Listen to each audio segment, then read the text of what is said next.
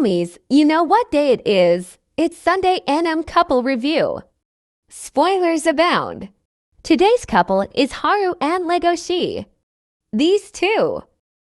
Okay, so to give you guys more context into the background of these characters, Haru was born in an ordinary dwarf rabbit family and raised with love like many families. She was the smallest of her siblings, and her parents would always tell her to be careful. Her mother told her that dwarf rabbits are at a disadvantage. Among herbivore animals, Haru didn't understand what her mother had meant until she turned 10. She noticed that no matter how big she got, other animals saw her as a defenseless animal who's bound to die. Eventually, Haru got used to those smiles until she was in her 3rd year of middle school. A black-tailed jackrabbit male didn't smile at her and treated her seriously by confessing his feelings to her. Then, both slept together, which was the moment where Haru was finally feeling equal to others. Haru started to sleep with any male she met. She didn't care if she lost friends or if the others spread rumors about her, as she felt it was a lot better than being treated like a defenseless creature. As Haru transitioned into Cherryton Academy, her peers began to not pity her, but isolate and shun her for her promiscuity during this time. Mizuchi, Harlequin Rabbit, and her clique began targeting Haru by attempting to injure her and spread gossip about her. Now to basically start off where we left off, I'm gonna go over the murder incident arc.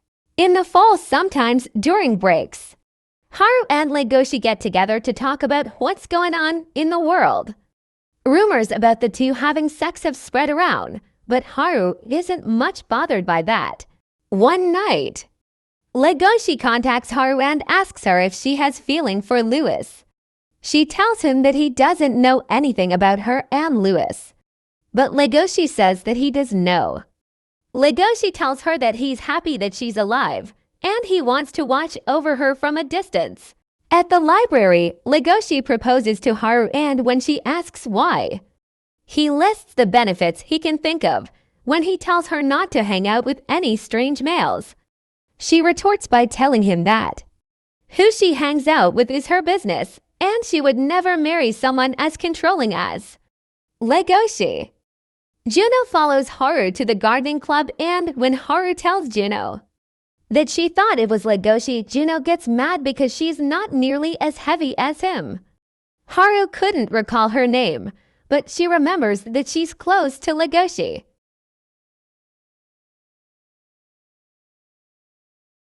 After telling each other's names and spending time in the garden, the two are now on good terms, and Juno tells Haru to call Lewis.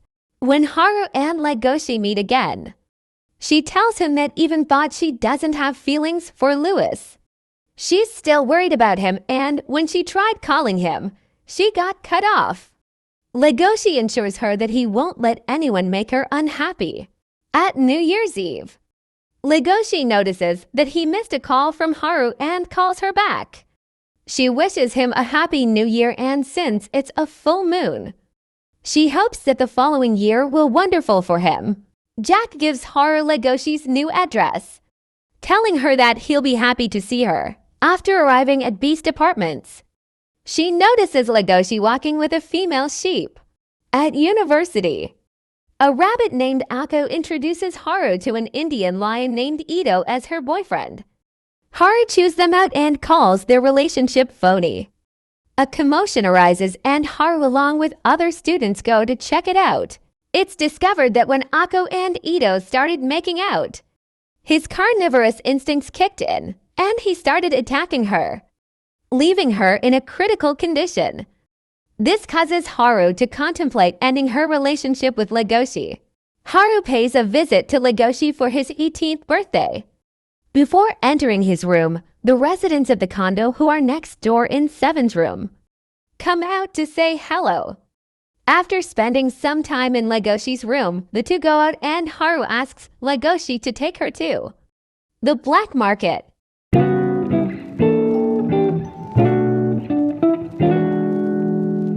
There they come across a rabbit meadery. And while Haru sees numerous rabbit bodies on display, she's not at all shocked. Haru demanded Legoshi to kiss her, but due to his current lifestyle and the fact that he's a predatory offender, he refused because he can't do something so shameless, having been the only reason why he is one due to him eating Lewis's leg with consent is to kick one who killed him, if he can't promise a future with her.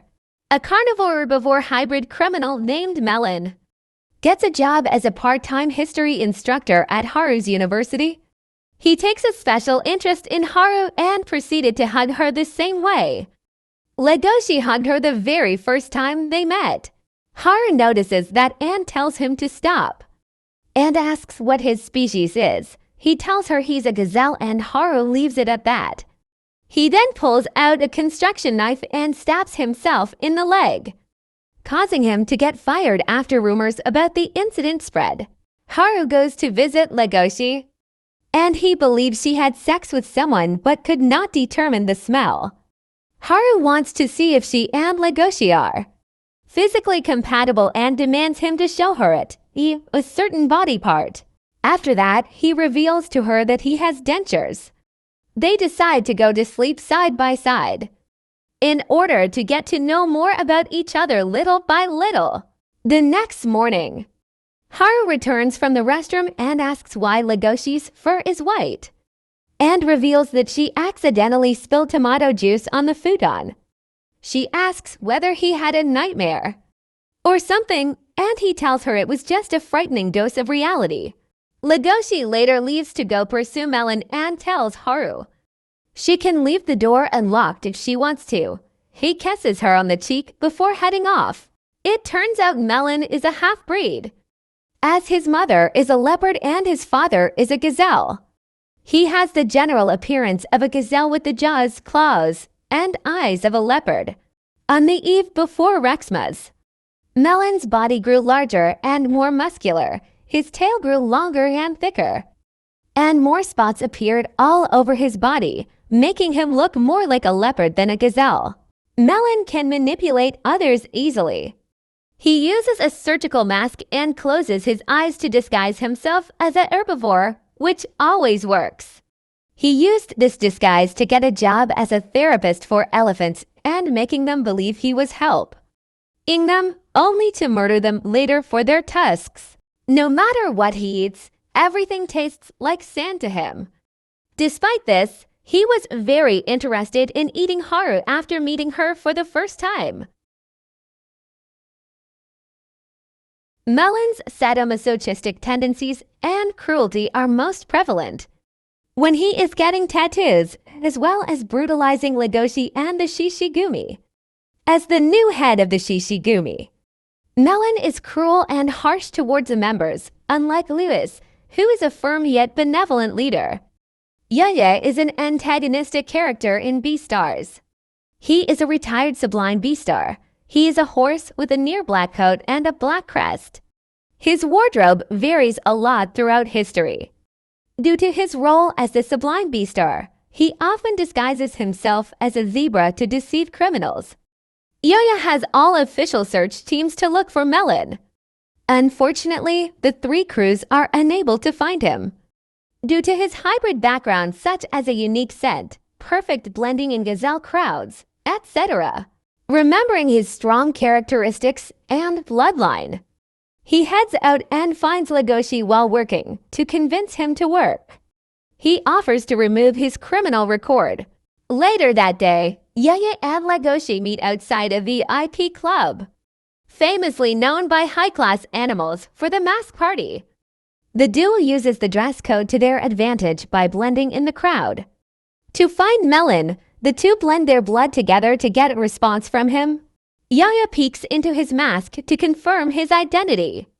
Before cuffing him to his table, he's left alone with Legoshi and starts sweet-talking to him by using his hybrid identity to make him sympathetic. Legoshi, unfortunately, falls for his manipulation tactics due to his experience with his mother.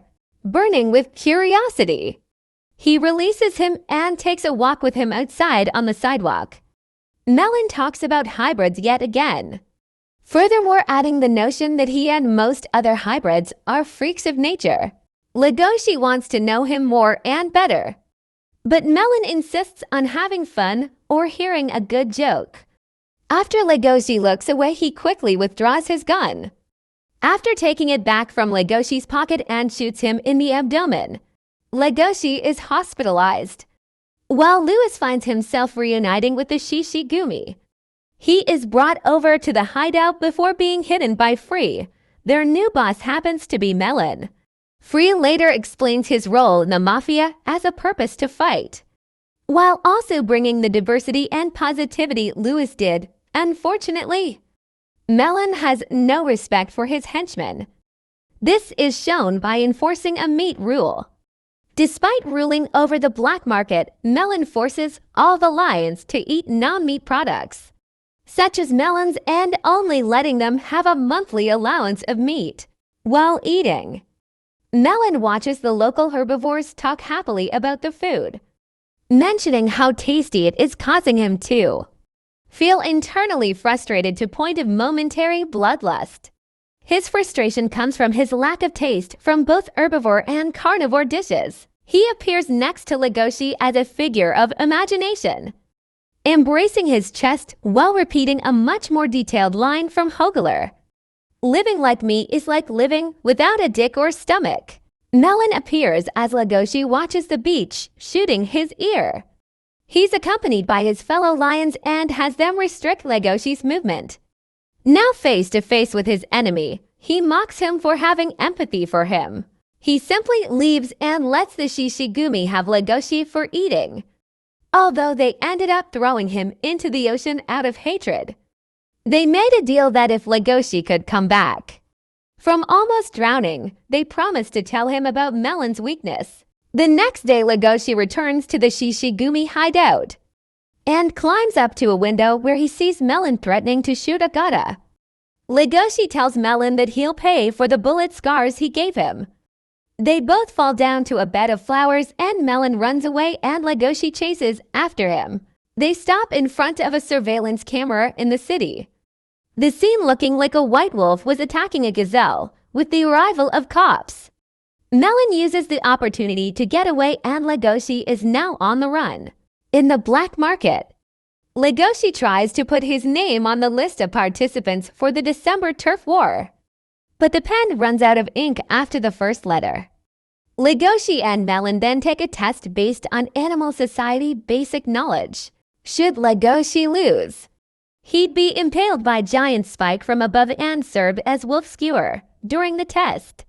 The rope holding the spike begins to break and Melon pulls Legoshi out of harm's way just in time. Legoshi thanks him, but Melon says he wants Legoshi to die properly during the turf war on December 25th.